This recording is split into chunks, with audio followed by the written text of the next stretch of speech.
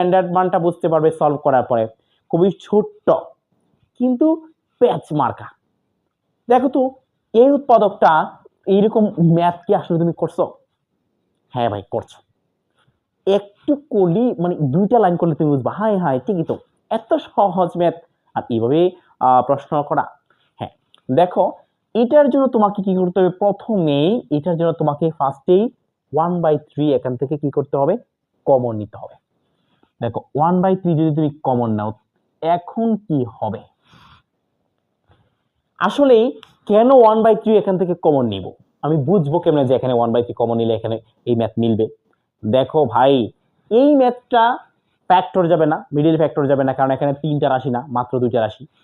তারপরে এই ম্যাথটা কোন সূত্র যাবে না, দেখাই যাচ্ছে সূত্রের কোনো বালাই ব্যবস্থা নাই।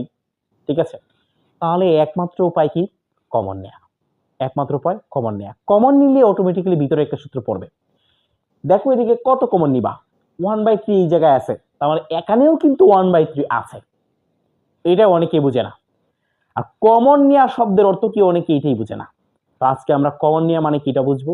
এখানে 1/3 কমন নিয়ে এই পাশে সুবিধা কি হবে এটা আমরা দেখবো। ম্যাথ কিন্তু ঠিকই সুন্দর করে সলভ হবে।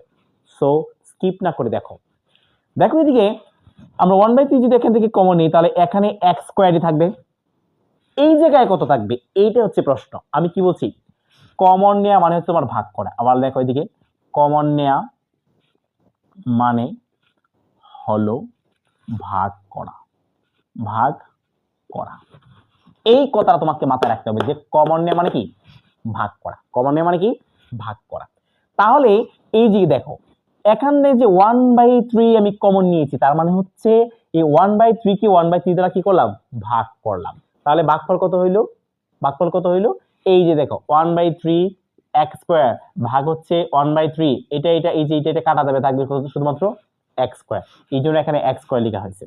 আবার তুমি খেয়াল করে দেখো, এখানে যে 3 আছে, 3 3 3, এই 3 কে আমরা কি করব, এই 3 কে আমরা 1/3 দ্বারা কি করব, ভাগ করব। যে 1/3 দ্বারা এটা ভাগ করি, তাহলে কি হবে, 3 ইনটু এইটা উল্টে যাবে, এই 3 চলে যাবে উপরে, 1 চলে আসবে নিচে, তার মানে কি 3 আর 3 গুণ করে কি হবে, 3 3 কে 9।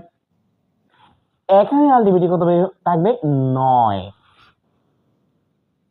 তো এখানে যদি 9 থাকে, আসলে কি মানটা ঠিক আছে? হ্যাঁ, তুমি এখন আবার 1/3 দ্বারা যদি সবটাকে গুণ করে দাও, দেখো এখানেও আবার 1/3 x স্কয়ার হবে। এই 9 আর 3 কাটাকাটি করে আলটিমেটলি এখানে 3 থাকবে। কমন নেওয়া মানে কি, ভাগ করা। যারা বুঝো না বিষয়টা, এই পাশে দেখো, কমন নেওয়া মানে হচ্ছে তোমার ভাগ করা। তাহলে এই পাশে তুমি খেয়াল করে দেখো, এখন তো ছোটই হয়ে গেল, সব 1/3 হয়ে গেল। ওই পাশে হিবিজিবি মুছে দিই, বুঝছো তো আশা করি।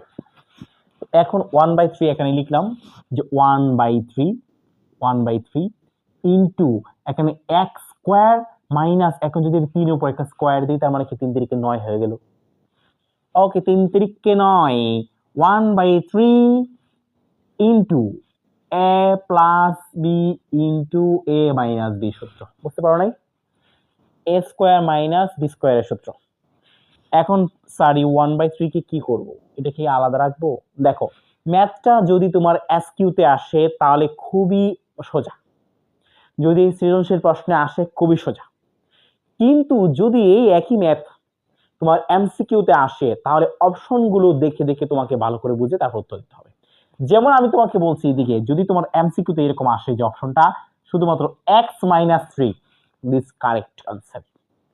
আবার যদি আসে 1/3 into x plus 3, this is correct answer. যদি এরকম আসে যে 1/3 into x plus 3 into x minus 3, this is correct answer.